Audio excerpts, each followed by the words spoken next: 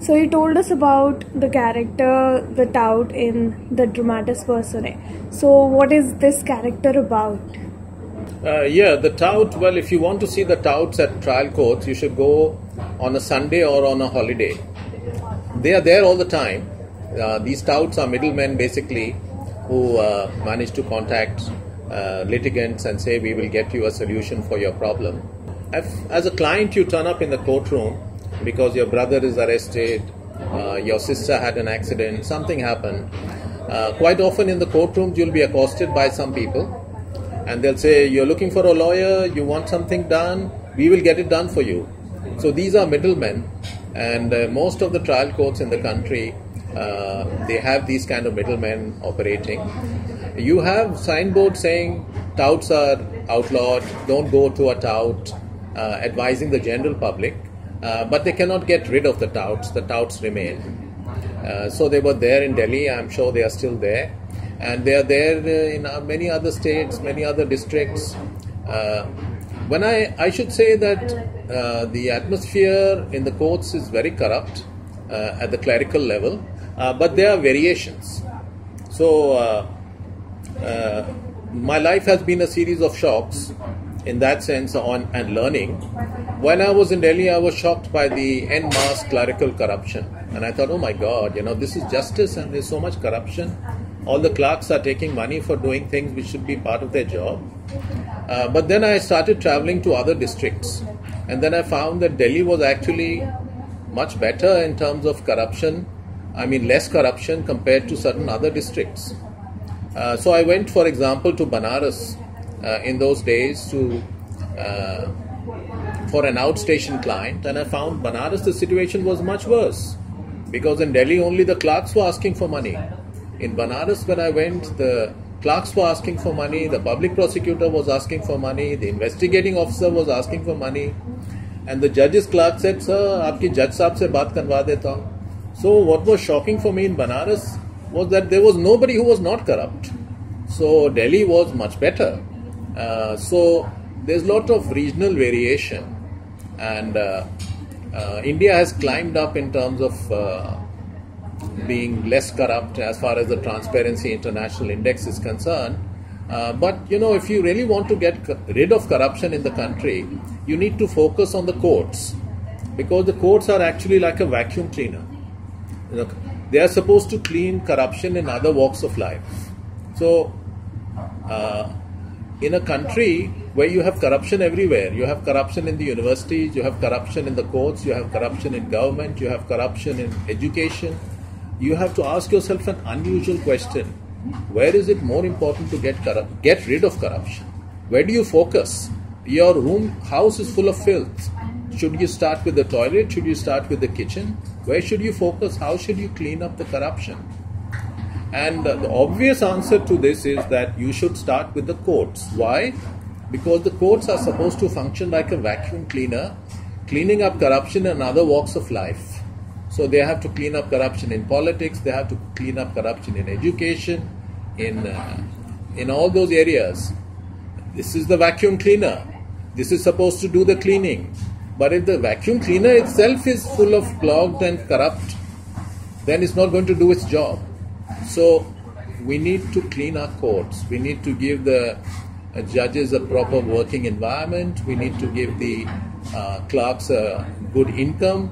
We need to make sure that these kind of things are not happening, that on the one hand you are having corruption cases being heard by a judge, on the other hand the same court officials who are there in that courtroom are taking money. So you have a section called the Common Litigation. Can you tell us about that?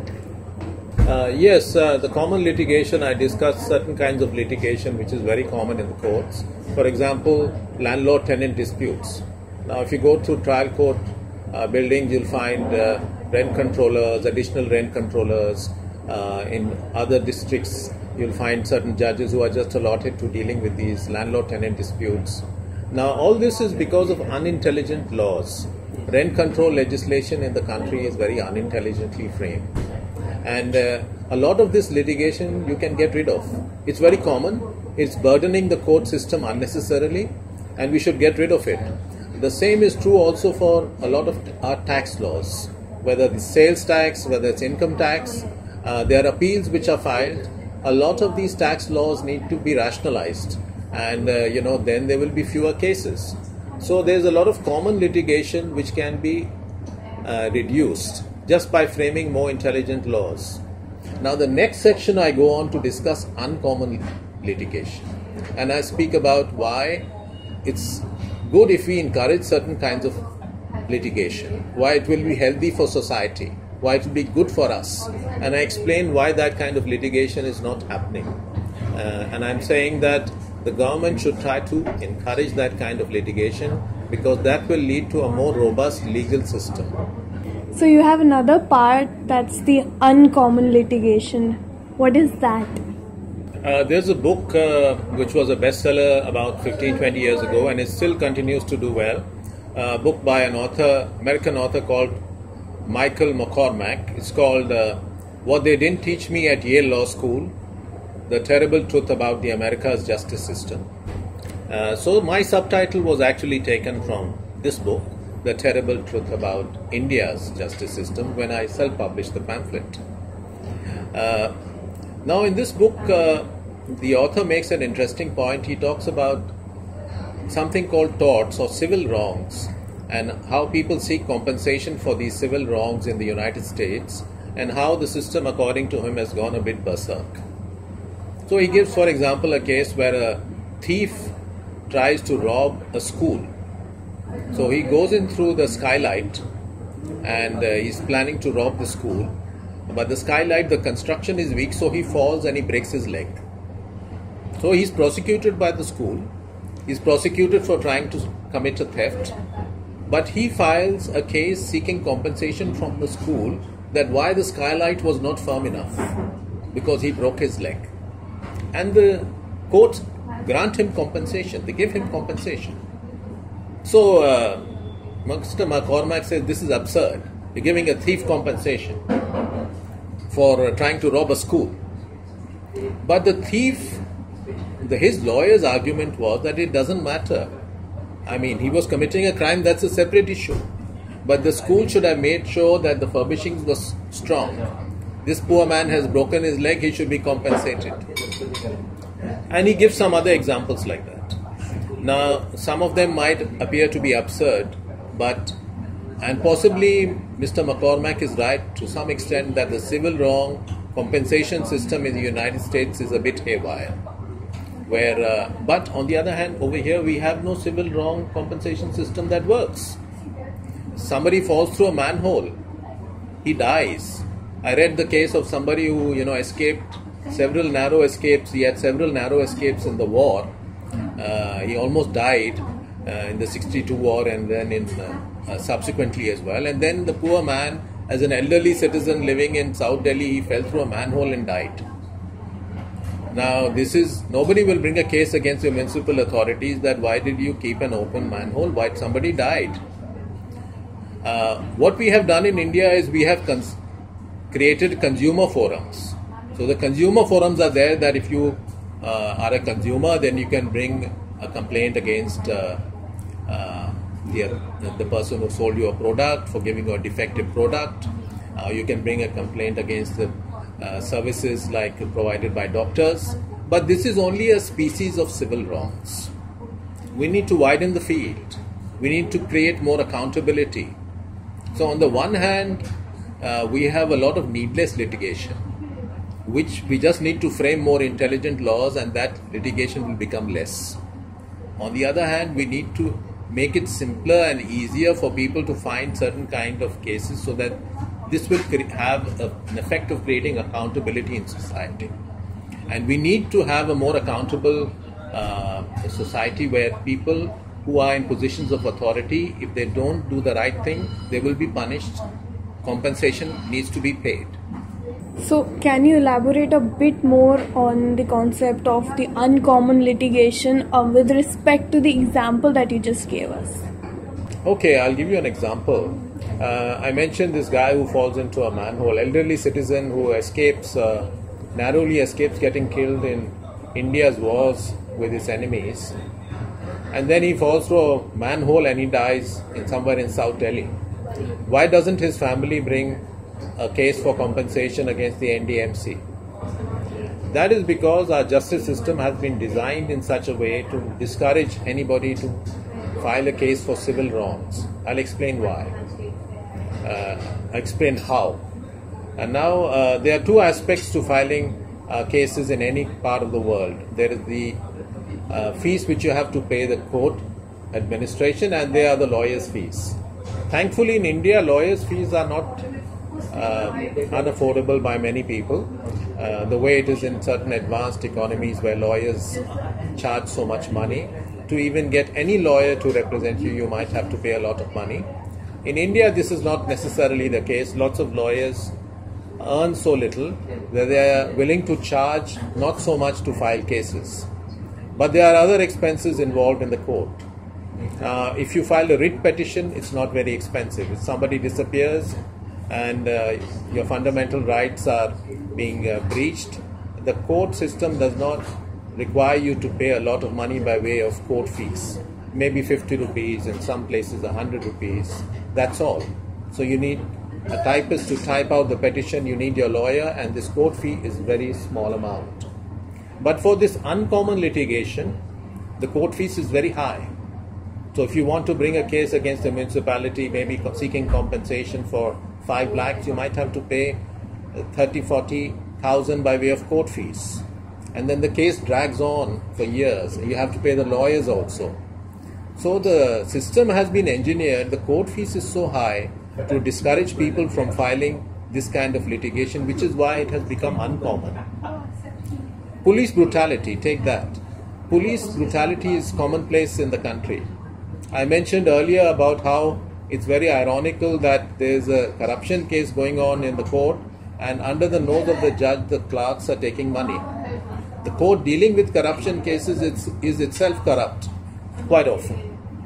Now consider, for example, our police situation. Third degree is commonplace in the country. People are beaten up. People are tortured in police cells. Now the irony here is that somebody might commit a theft for something minor, something worth less than 500 rupees. And for that, the maximum punishment that he can be given is 6 months. But the police may torture him. They may torture him so badly that he dies. That is an offense. So the irony is that in the investigation of a routine crime for which the maximum punishment is 6 months, the police are themselves committing a crime for which the maximum punishment could be life imprisonment.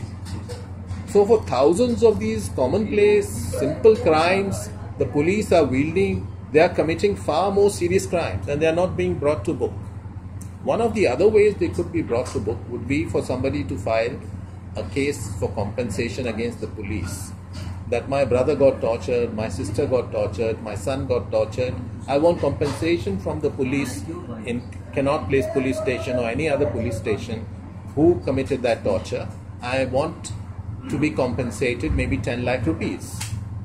But the system is engineered, the court system is designed to make it very difficult for you to get that kind of compensation. In the consumer courts, you don't need to pay a court fee.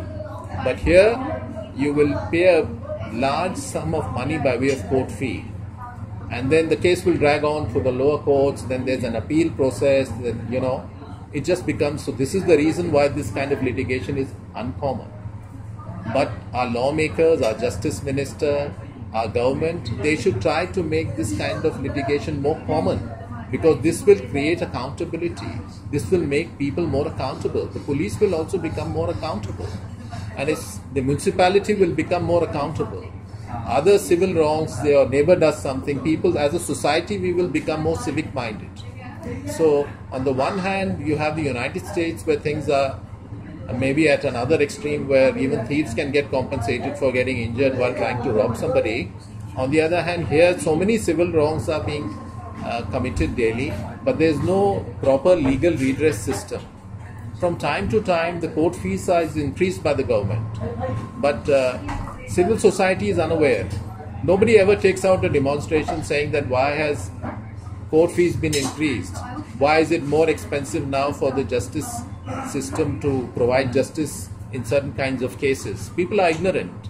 So, but lawyers know about these things, judges know about these things. So something should be done to, on the one hand, make sure that our court system is not full of unnecessary cases. Cases where if we just have more intelligent laws, those disputes will not come. And on the other hand, to have cases which should be there to produce greater accountability. So what is the remedy for it according to you? The most important thing is that we need to make a huge investment in the justice system. We need to increase our investment in the justice system manifold. The amount of good benefits to the society that will accrue cannot be imagined. But our politicians are short-sighted. They just look that, okay, we make this factory, we make this road, this will immediately translate into votes. But reforming the justice system, that should be our priority. If we cannot give justice to people, then we cannot be, by any stroke of imagination, considered to be somebody, a power, a superpower, an emerging superpower. And it's not just a question of a small amount, it's a huge investment. We need to probably have about 6 to 7 times the number of judges that we already have in working in our courts. Our judges have become date-giving machines. We need to hire thousands of new judges. Now, if you're going to hire thousands of new judges, we will have to hire even tens of thousands of court clerks to support those new judges. And if we are going to hire tens of thousands of court clerks to support those, we have to get infrastructure, typists, computers, machinery. Then for those we need buildings. Our existing buildings are dilapidated court structures, crowded corridors, no place for witnesses to sit. People have heart attacks in the courtrooms. And this is not only about the lower courts, even the high courts and Supreme Courts, the areas, they are just momentous. We cannot become anybody deserving respect in the global arena until we have a more robust legal system. We need to invest, we need to spend a lot of money. We need to increase the salaries of our lower court judges, of the lower court clerks. We need to get better quality people joining the judiciary. And right now there's a caste system. The high court judges get everything, the lower court judges are like a low caste.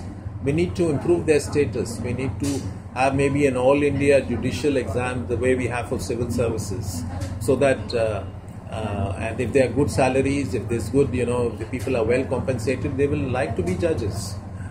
This is a lot of money.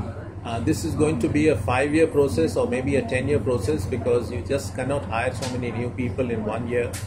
You cannot create so much infrastructure in 1 year. It has to be a staggered process, but the dividends will be huge. And this will make us stand tall in the world community.